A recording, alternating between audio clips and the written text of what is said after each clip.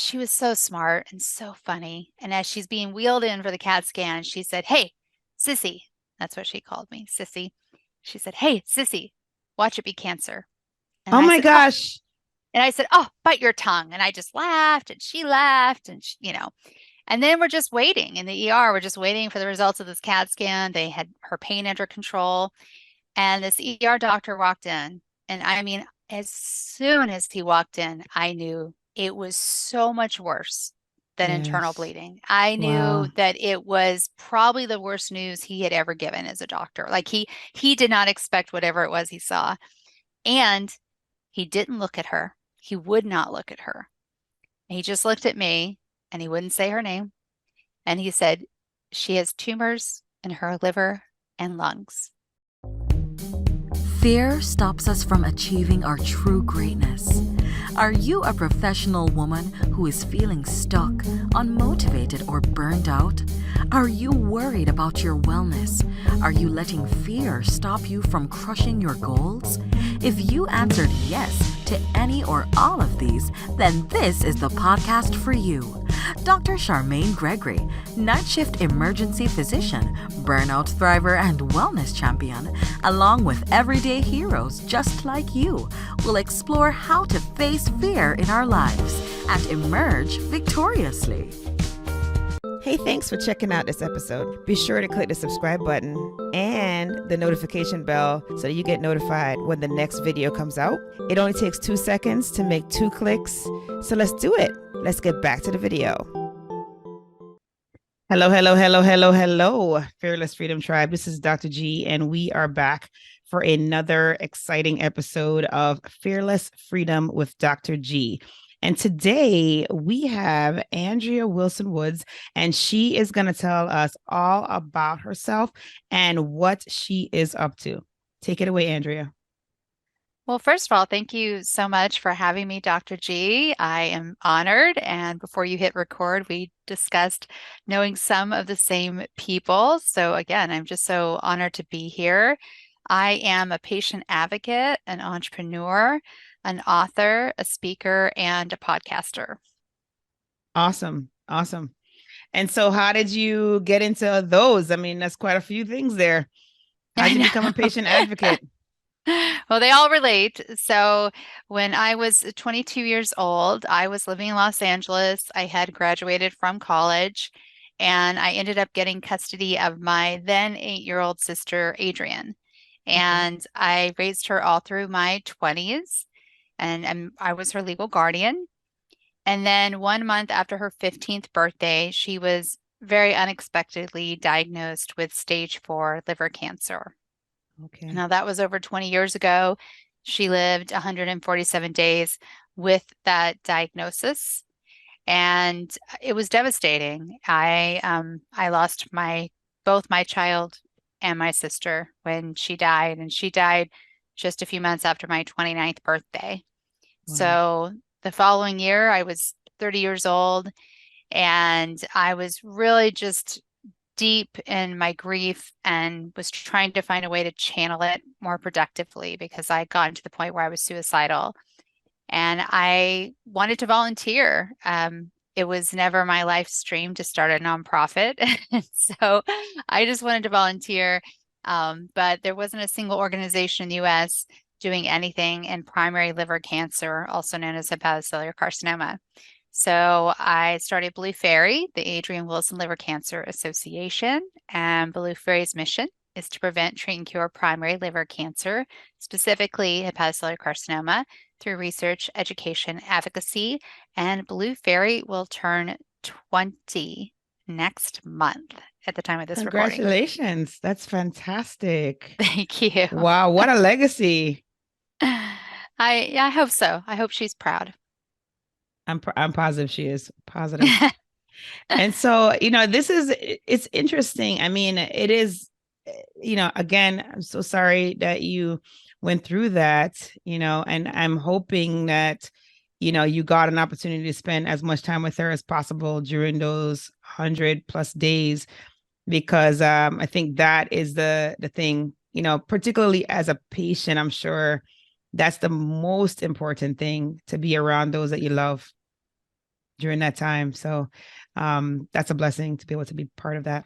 And so Right. tell me how And prior before she got sick. So right. Of course. Yeah. luckily So we it's had the great that 7 you're years able before to, she got sick. yeah, no, that's fantastic. That's fantastic. Yeah, I mean that's a unique situation for your sister to also be, your child, which is really neat. Yeah. And then for you to have taken on that responsibility at such a young age. I mean, most people, I mean, I guess people don't necessarily think of the 20s as being that young, but like it is still kind of young, because you're that's usually the time when you're still trying to figure out exactly who you are, Yep. like you haven't really established that yet. And so, to have to step up and take on responsibility of another human being and their well-being, it's pretty incredible. So, that in and of itself was a blessing then, because then you were able to have that time with her, Yeah. beforehand.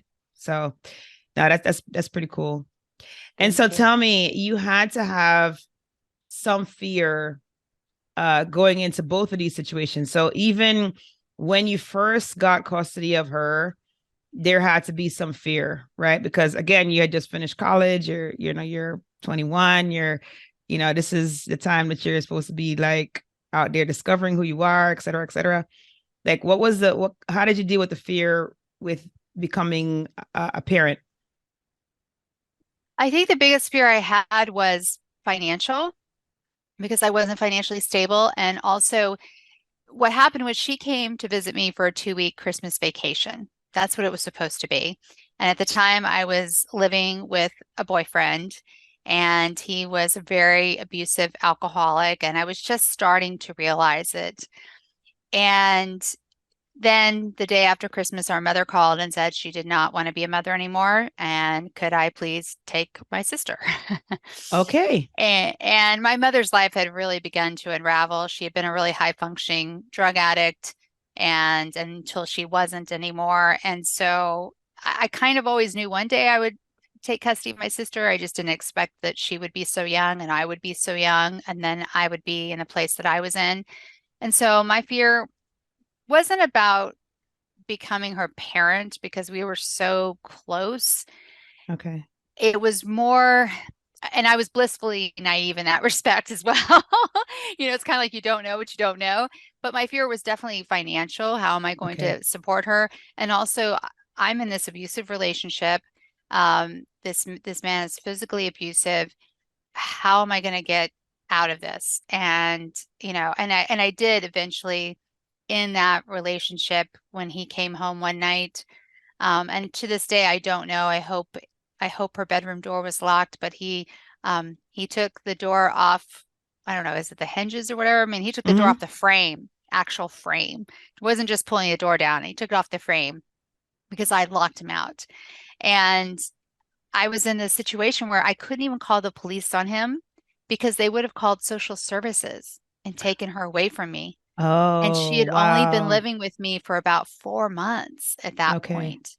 But it was such a wake-up call for me. I mean, I feel like she, in many ways, saved my life because I really wasn't thinking about my own safety, but I was thinking about hers. And so our relationship ended shortly after that. Okay. Wow. Yeah, no, that's a very scary moment. It If was so somebody is that scary. enraged that they can pull the door off the frame. Yeah. Wow. Wow. Yeah. Wow. And so thankfully you both got out of that without any injuries or anything like that. So that was Right. good. That was a blessing too. And It so was. tell me, how did you so you obviously found a way to make it work financially. And then was there any was I mean she's going into her teenage years and all the changes involved there. I mean I have like one teenager and one that's going to be a teenager soon, so I kind of understand what that's about. And there's fear involved in that. I don't know, maybe you didn't have fear perhaps because like you said, you don't know what you don't know. But what happened when, like, what was the big fear? What did you have to face when you found out the diagnosis? And how did you even find that out? Like, did she just become Yeah. jaundice one day or what happened? Like, how did you even figure it out. Yeah. Well, can I address the teenage thing? Yeah. Yeah. So, uh, seventh grade was the worst year of my childhood for me personally.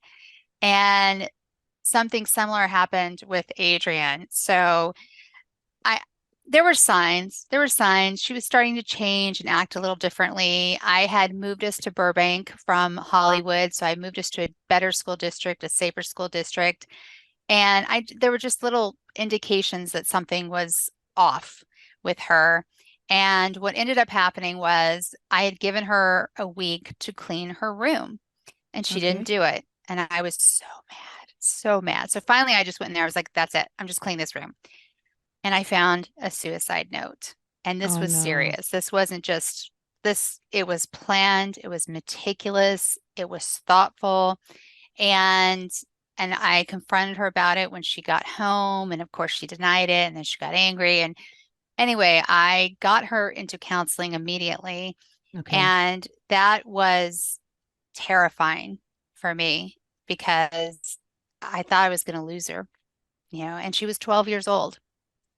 And I just thought I was going to lose her. And I thought, oh my gosh, did I mess up this bad? Like, what did I not do right? Like what I had not done. But like I said, there were signs that things were just really rough for her and she was having a hard time. And we were so fortunate that the first therapist she was matched with was amazing and stayed in Okay. our Awesome. lives until the day she died. I mean, was Wow. with us the whole time. And I still keep in touch with her. And that's how amazing this woman was. Wow. So that was the first big scare. And then after about 18 months of therapy, I asked her if she wanted to keep going because she had kind of gotten over that hump. She was doing better and finally got through middle school, and toward the end of middle school things were turning around. And she was funny because she was like, yeah, I really like having someone to talk to. And I felt good knowing she had someone else to talk to, that Yeah. she could confide in. And so I just recommend that for parents. Like it's okay. It's okay to have someone who's a professional, who's outside of you. And we did do family therapy as well. So I would come in once a month as well, but mostly it was for her. So that was like a huge challenge that we faced. And and then as far as the diagnosis, I came home from work. I was a teacher to be on her schedule, and she actually went to high school from 7 to 2, and I taught from 8 to 3. So typically, when I walked in the door, she was sitting at the kitchen table doing her homework. That was a rule in our house, homework first. That's right. It's a good And, rule. and that's right. It is a good rule. Homework first before the internet. So, and I walked in and she was on the living room floor, curled up in a fetal position, saying she was in pain, crying. Okay. Okay. And this was a kid, she didn't cry. And so and she volunteered to go to the doctor. I was like, "What?" And so Mm, we I took her, we turned around, we walked in to see her pediatrician, and he didn't like what he saw. He sent us to the only hospital that's in Burbank. He sent us to the emergency room there. okay. And based on her symptoms, they thought she might be bleeding internally. Now, she had been to Coachella, which is an outdoor music Oh festival for yes, those who don't familiar with know. Coachella. Yeah, well, she had been I think it was the very first one. This was Oh 2001. wow. Mm, And to see her favorite band, Jane's Addiction, and okay. she had been pressed up against these metal bars all day. And she had gone with my boyfriend, different person who had been Mm, in her life for a long time, who was also a musician. And he had said his ribs were bruised. So okay. that's what led the doctors to believe, oh gosh, internal bleeding. They do a CAT scan, and she was so smart and so funny. And as she's being wheeled in for the CAT scan, she said, "Hey, sissy." That's what she called me, sissy.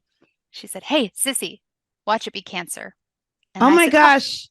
and I said, "Oh, bite your tongue." And I just laughed and she laughed and and then we're just waiting in the ER. We're just waiting for the results of this CAT scan. They had her pain under control.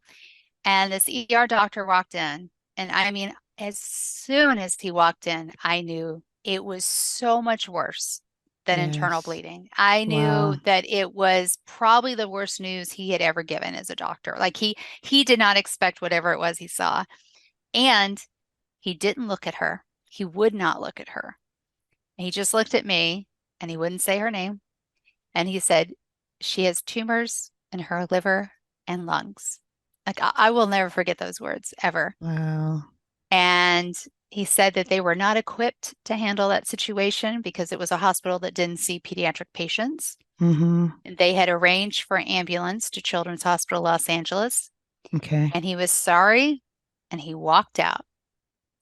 And that was day one. And Wow. we were in an ambulance, in less than an hour Mm-hmm. and go on our way to Children's Hospital, which was just over the hill. But I tell people that's how fast your life can change. I mean, it was about Yes. 6 hours from the time I came home to the time we got that news. And a Wow. week later, she was doing chemotherapy. Oh my gosh. It was Wow. fast. It was fast.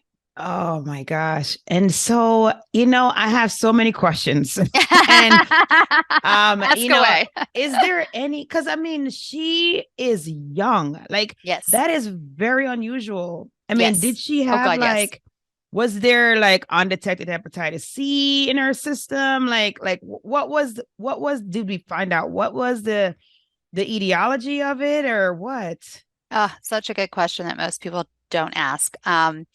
Yeah, when they saw what they did on her biopsy, so they did the biopsy on day 3, they were stunned by what they saw. And because she had the most common type of primary liver cancer, which usually has underlying liver disease, which at that time, especially, it's different now, but at that time, primary liver cancer typically affected non-North American males over the age of 50. And here was a Caucasian female who had just turned 15, who had never even been outside the US. So they were like, what is going on? So she was in recovery, but not awake yet. And they came out to me and they said, we're going to test her for hepatitis B and C, and you need to tell us why you have custody. And at that point, I hadn't even brought in the guardianship papers. I mean, things had happened so quickly. Oh, yeah, And sure. I didn't know anything about hepatitis B and C. I knew hepatitis A because there had been an outbreak in her elementary school. Oh, But okay. that's all I knew. Yeah. And sure enough, they did the test and she had chronic hepatitis B and hepatitis C. Oh my God. And based on the time she was born, the year she was born, and our mother's addiction, also our mother was a nurse, that they believe that she got both Hep B and Hep C from our mother during childbirth. Oh my gosh. Yeah. Oh my gosh. And I guess back then, I'm trying to think if we Well, were doing Hep B C, shots because no. yeah, we No, probably they weren't doing weren't. Hep B shots back then because I know now It it's wasn't even standard standard. for babies It, to get it. They get it at birth and then they get it after month 1. well, it They'll wasn't even get their standard of series. care in 1986 to test mothers for Hep B. Wow. And I confirmed this when I was researching my book. I confirmed this with my mother's OBGYN. I tracked him down. I knew he would remember my mother because she was a nurse and she was an older patient. She was a pain in the ass. Hope I can say that. She was a pain. Yeah, that's And fine. and he confirmed that, it wasn't standard of care yet in the mid 80s to Oh, test wow. mothers. And so my mother hadn't been tested. And of course, as you know, hepatitis Yeah. C hadn't even been really identified yet. It was just Right. called non-Hep A and non-Hep Yes, B. exactly. Yeah. Yeah. Wow. Yeah. And in fact, the doctor Wow. said when they got those results, they said, you have to get tested. You have Well, the yeah. same mother. You've Yeah. been taking care of her for almost 7 years. And of course, I did not heed that advice right away, but eventually I did. And I've never had Hep C, but indeed, I have been exposed to Hep B. I I see cleared it. antibodies. And I have the natural antibodies, and the American Red Cross during the beginning of COVID rejected my blood Oh, because wow. of the antibodies. Oh my gosh. Well, don't feel any way because I'm always anemic, so I never take my blood. So Well, I was finally wow. not anemic, and they needed my blood type, and I just forgotten about it. I really had. And then I got a 5-page letter saying, "Do you know?" Da da da da da. And I was like, "Oh, that's right. That's right. I can't get blood." Yes, yes, indeed. Wow. Okay. Yeah. That It makes was a a lot more perfect sense. storm. Yeah. Yeah. Wow. It That is was crazy. It was crazy. And she had no symptoms other than She had had some acid reflux, you know, she was kind of chewing Tums like they were candy. Mm-hmm. And my thought process as a parent was, well, I can only control what she eats at home. So I was like, Right. stop eating tacos at school. I mean, just don't eat tacos at school. I was a little concerned, but not a lot concerned. And then the only other thing that had happened, which is not related to liver cancer specifically, but was definitely a sign that something was off in her body. She had not gotten her period in 2 months. And I thought she was pregnant. She had a very serious Oh. boyfriend, Mm-hmm. and she assured me that they had not had sex. Mm-hmm. And that was it. That those were Wow. the only symptoms she had. Wow. Yeah. Wow. That's wow. That's Until incredible. that day. Yeah. Until Right. she had Until the she had the pain. pain. Wow. Yeah. And even then, and you'll appreciate this, your liver doesn't really have pain receptors. So No, what had happened is her it's a liver had gotten, capsule. yeah, it had gotten big enough that it was pressing on her diaphragm. And Yeah. that's why she kept saying, I can't breathe, I can't breathe. It's because her diaphragm was, being pressed upon by her Mm-hmm. liver. Yeah. Yeah. It's yeah, the body is pretty crazy Yeah. because yeah, and then of course, she is, like we typically don't like rush to image children. That's the other thing. And I Yeah, don't know, like, I mean, I know we have much more modalities now that are non-radio, like non-radio, exactly. radioactive, I guess radioactive. Um, so, that would probably like perhaps they would have done, I mean, they probably still would have done a CAT scan back then, but like perhaps they would have done an ultrasound. Ultrasound would have shown, that there's something going on with her liver, and then that would have led to the remaining tests. But yeah, no, I I mean, still think that there's no way. There doesn't seem like there was any clear indicator that that was where things were headed. Like it does not seem that way from what you're saying, which makes it even more like shocking. You know what I mean? yeah. Oh, I'm grateful they did the CAT scan because her initial blood work, your standard CBC, was normal. Even her, chem panel, that comprehensive panel that does Yeah. test the liver. Initially, her liver enzymes were normal. Her Okay. liver was actually in really great shape. She didn't have cirrhosis. She didn't have any jaundice until just days before she died. Okay. I mean, and that they just attributed to her being very young and healthy otherwise. So, Mm-hmm. yeah, Wow. yet she had metastatic liver cancer. So, Right. Yeah. yeah. Gee, my God. Yeah. I mean, when we were getting a second opinion and I finally got to see the images in her liver and her lungs, it looked like it was snowing in her lungs. Oh, wow. And the only reason I didn't burst into tears is because she and I were looking at those images at the same time together. Right. Right. Yeah. To be strong for her. So she isn't like, Yeah. oh my God. Yeah. So, wow. That is quite a situation.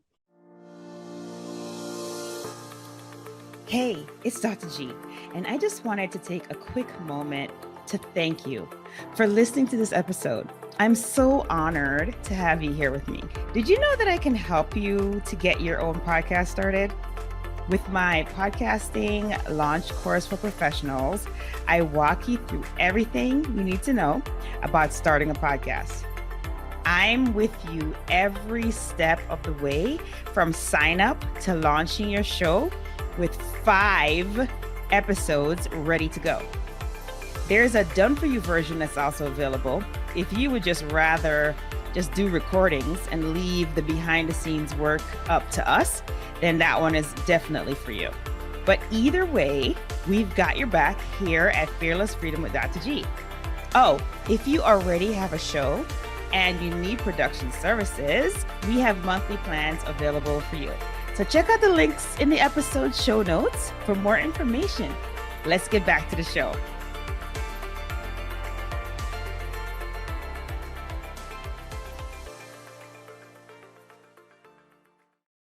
And then, so like, how did she deal with the diagnosis? Like, how was she doing with that? She was amazing. She was amazing. I don't know any adult, and I include myself, that would have handled it better than she did. It Wow. I can look back now and see that she made a very conscious decision sometime between that first and second round of chemotherapy that she was going to do everything she possibly could. Like she made some kind of bucket list. That's not what she Nice. called it. And she Okay. just decided to do everything she ever wanted to do and get it done because she seemed to know that this was it.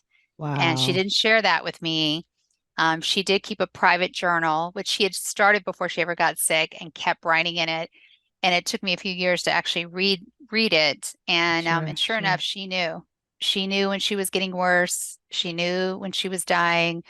But she took that opportunity to do everything she'd always wanted to do, and she was able to do almost all of it. I mean, she met Wow. her favorite rock star, Dave Navarro of Jane's Addiction. She met him twice, Oh, and I didn't have nice. anything to do with it. It was all her. It was all her. No, that's great. That's great. Yeah, Wow. yeah. Wow. She sounds like she's pretty fearless. She sounds like, She really was. She was. Her epitaph on her tombstone reads "Young Spirit, Old Soul," love and it. she was. Wow. Wow. I could see why you were so inspired to start the organization. Oh my goodness. What a Yeah. legacy. I mean, and so you have 20 years that this has been in existence. And so what do you offer? Like what does the organization do? Tell us more about that. Yeah, so we have from the very beginning, very early on, we developed our patient education materials. We've always made sure they were free. We ship anywhere worldwide for free, which doctors love because they don't have to worry about a purchase order or anything like that. They're in multiple languages. We also have an online private community that is HIPAA compliant, so it's not a Facebook group. Okay. And what's interesting about the community is for every patient who signs up, a caregiver signs up. And the caregivers often stay in the community after their loved one dies. It's Okay. incredible to see how supportive they are of Yeah. each other. It really is. And typically, since men are more prone to getting liver cancer, it is typically the wives who are the caregivers, and the support is incredible.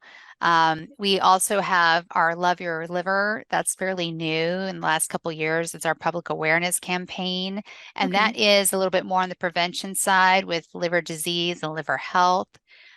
We have an annual research award that we've had more than 10 years that we give out every year on my sister's birthday. And so Oh, that's the awesome.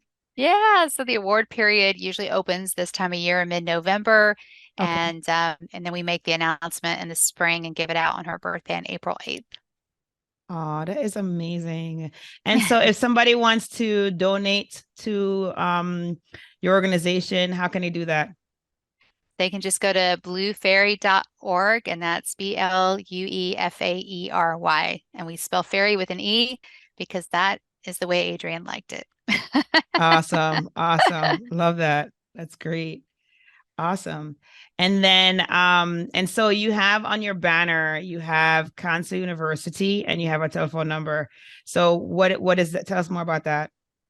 Sure. So Cancer University really came out of a need that I was seeing with my own advocacy group and others. So Cancer University is an online platform for cancer patients and caregivers. It's all cancers, Okay. to educate, empower, and engage patients and caregivers to become advocates for themselves in order to improve outcomes, lower stress, and ultimately reduce cost. And it came about because, as I mentioned before, I was a teacher when I was raising Adrienne. Later, I went back to school, got my master's, and became an adjunct professor. So that's my wheelhouse. That's where I'm super comfortable. I'm a certified coach as well. And, I know our patient education materials are fantastic and easy to understand, but that's the what and not the how. And Okay. so I've been coaching patients and caregivers pro bono for more than a decade.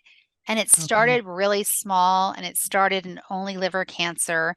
And then it just kind of grew to the point where I was like, oh my gosh, I need to copy myself. How do I scale me? And also, Right. I wasn't charging people, and I don't want to charge people. And so I just kept trying to figure out a way of like, how can I, how can I, scale this? There has to be a way, because even when it's different cancers, you're often saying the same thing, and Right. you're Right. often guiding people in the same way. And the whole point is really to empower people to make their own decisions. And so that's how Cancer University came about. So it is a for-profit, it's a health tech startup that I co-founded. Okay. Okay. Fantastic. So you had to collaborate with some techies, huh? I did. I did. It's been interesting. No, that's good. That's good. That's awesome.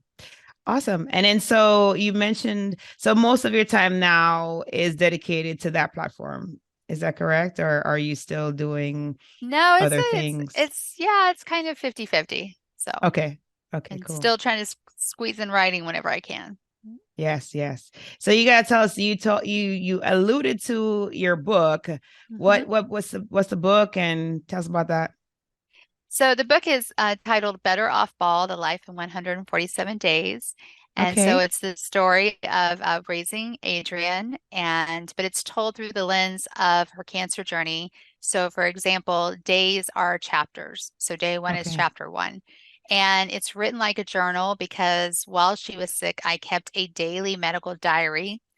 But as I mentioned before, she kept an online journal.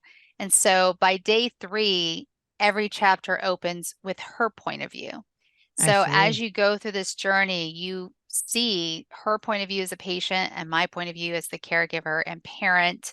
And I use flashbacks throughout the book to kind of fill in the 7 years prior to this cancer diagnosis.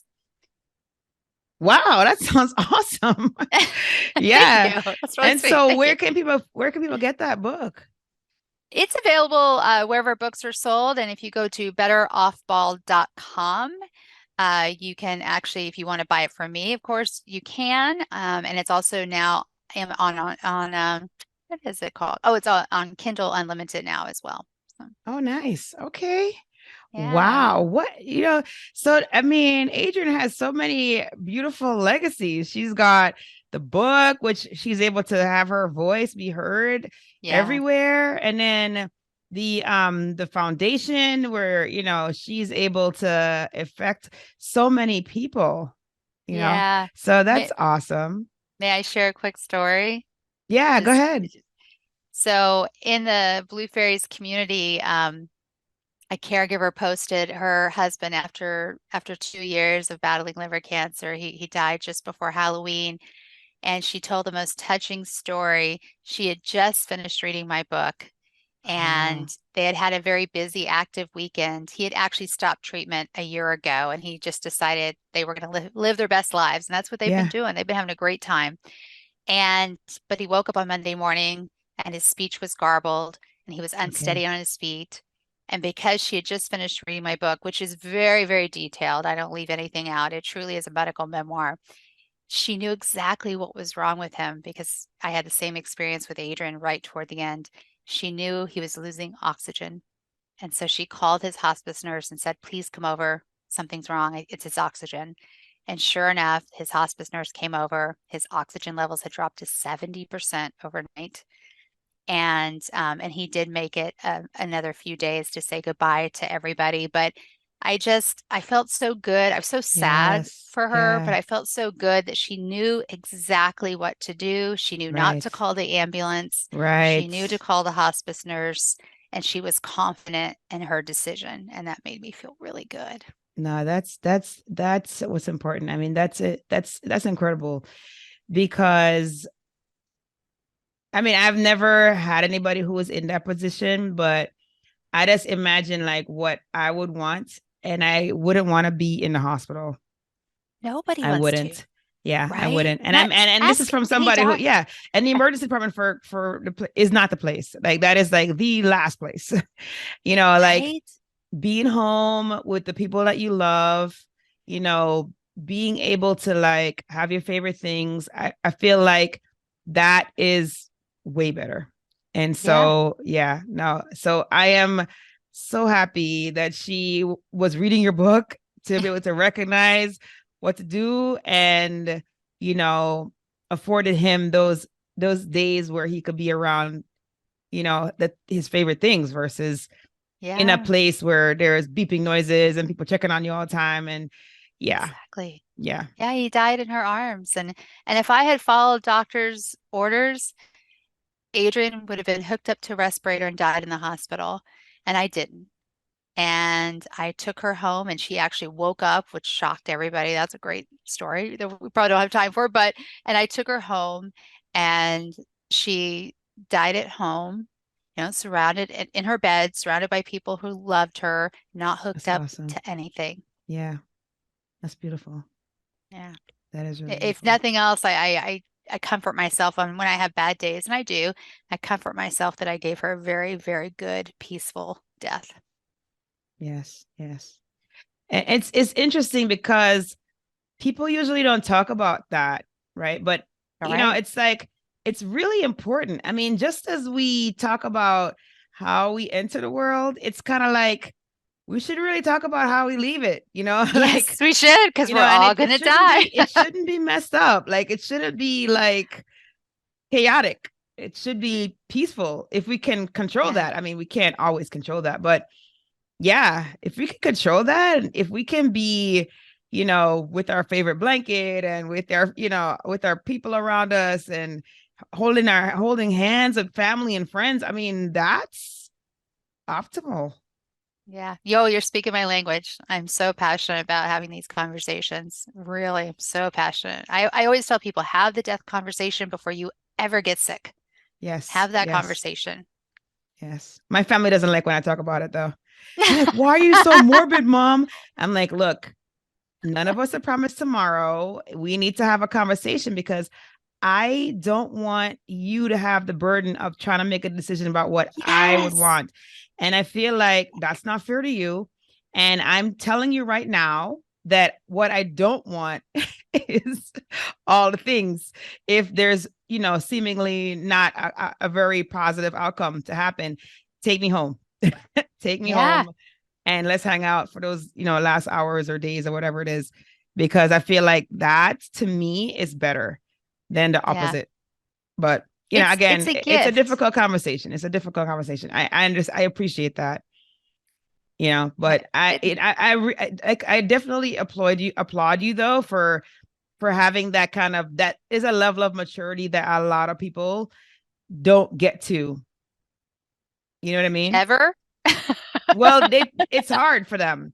Like because okay, it's even hard for people to even say the word cancer. Yeah. You know, Yeah. I've had it where I've had to be that emergency physician who told a patient that this is likely cancer. Like I've had that. And I've had family members tell me I can't say the C word to the patient. Yeah. Yeah. So, you know what I I mean? So heard if that. people can't even say the word, they can't even like wrap their mind around that part. I mean, the patients themselves usually they're pretty receptive. I mean, they're in shock, which is understandable, but they're pretty receptive to you being frank about what's going on, right? Because Right. personally, I don't want people to beat around the bush with what's going on with me. Like, tell me what's the deal. If Right. I know the problem, I could try to figure out a solution if there is one. Whereas if you're like skirting the issue, that doesn't help me. It doesn't help me to figure out what the game plan is going to be.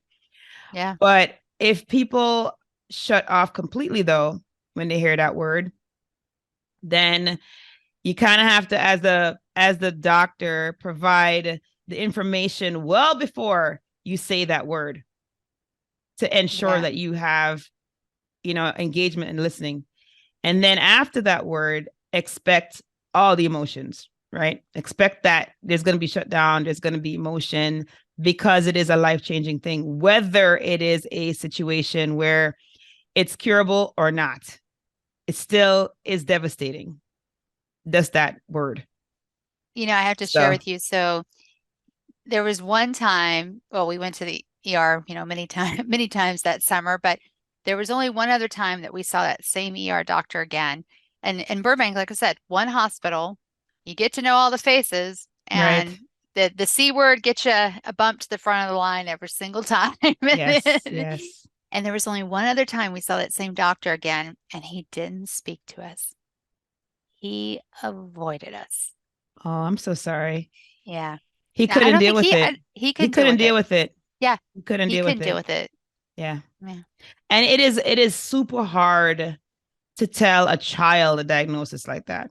It is very difficult. And just as, if you're at a place where it's not a children's hospital, which is the majority of the hospitals in the United States, if you're at a place where it's not a children's hospital, number one, you are not equipped to deal with the emotion associated with that, relaying that information to the family, to the patient.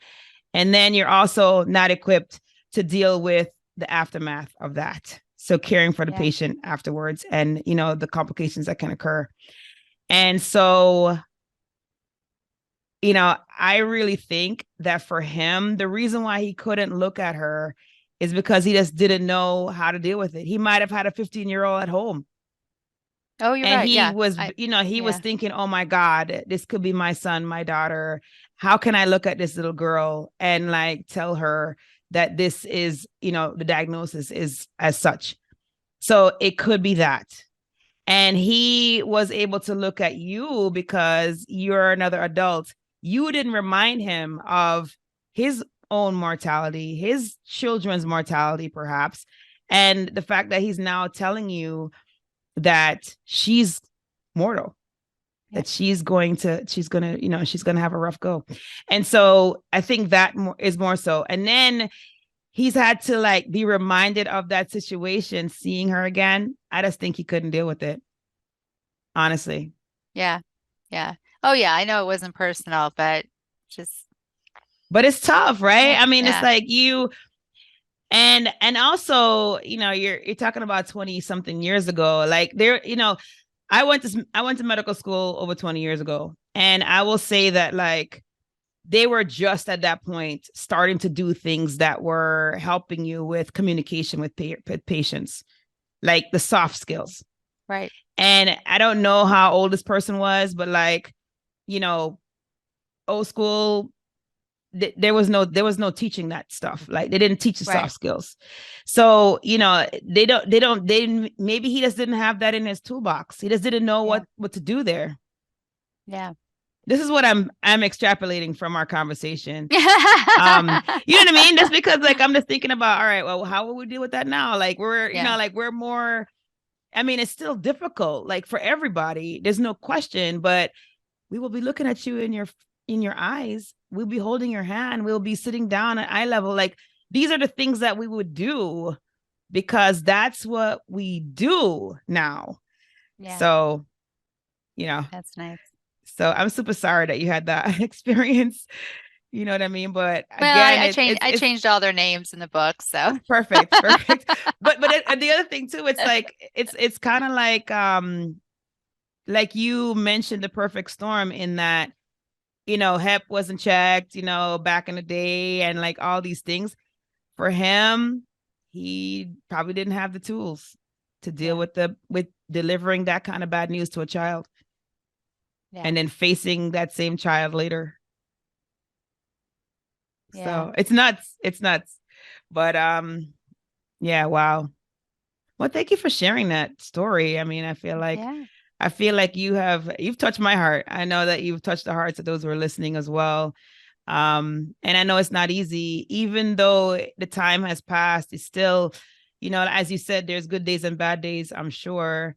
But it definitely sounds like she was a light, and that, just thinking about, the good days, before everything happened. And even, when she was going through it, I'm sure she had those days when she comes back and she says, hey, I saw my favorite band member, I forgot his name. So sorry. But that's okay. Yeah. That's all right. And then she's able to do those things and check those things off her list. I think that's just so incredible, absolutely incredible and magical. So thank you for sharing that. Was. Yeah. Oh. And thanks for sharing the book and for everything that you're doing. In case you've not been told that, thank you. Oh, well, yeah, I appreciate that. And I waited a long time to do the audiobook because I wanted to find someone for her voice. I wanted to have another narrator. I wish I could take credit for that idea, but it wasn't my idea, but it's a brilliant one. And I just waited and I finally found the right person, and then we just had to like line up our schedules. And so that was a really hard week in September where I went to Franklin, Tennessee, just outside of Nashville, and we recorded the book. So to actually do the whole book again, when I hadn't done that in so long, And so the audiobook will be out early next year in 2023. Oh, And awesome. I'm excited because it was so neat to kind of hear someone do Adrienne's words and voice. And I just Yeah. found kind of just the right person that had the maturity but still had that youthful energy. Oh, that's great. Oh, that's fantastic. Oh, yeah. So we'll definitely have to look out for that for sure. Yeah. Awesome. Awesome. This is such a great conversation. We are at that point in the show where we do our tradition, and that is fill in the blanks. Are Oh you boy. ready? Are you ready for the fill I in the don't blanks, know. Andrea? I didn't want to over prepare, so No, it's better. It's better for spontaneous. It really okay. is. Really All better. right. Yeah. All right. So the first one is, if I am fearless, I will. Move forward anyway. Love it. Love it. The next one is, to me, fearless freedom means. Understanding that courage is not lack of fear. It's going back to what I just said. It's moving forward anyway. And that quote's attributed to like 5 different people. But I think people try to avoid fear, and you have to embrace it because it's going to be there. That's truth. That is so true. Cool, cool, cool. And then the last one is, my battle cry is. Ooh. Okay, there's a story behind this. Yeah, but my battle cry is Tanya Harding. Okay. And so now you got to tell the story, because you yeah. can't just drop that and just be like, oh, there's a story. So I come from when I was a dancer for 17 years. I was a ballet dancer, and so my sister as a baby saw that. I went to performing arts high school, and then in college I was an actress, and so she saw that also when she came to live with me. And in my 20s I was still acting and directing, and so she knew that you'd never say good luck to actors or performers or dancers of any kind. You don't say good luck ever. So Okay. dancers say merde, actors say break a leg or whatever. Okay. So I was leaving one night to go to my show, and it was the opening night of my show, and it was a show that I had written and directed, and I'd never written a play before, so it was a big deal. It was like a whole, all-consuming year of my life.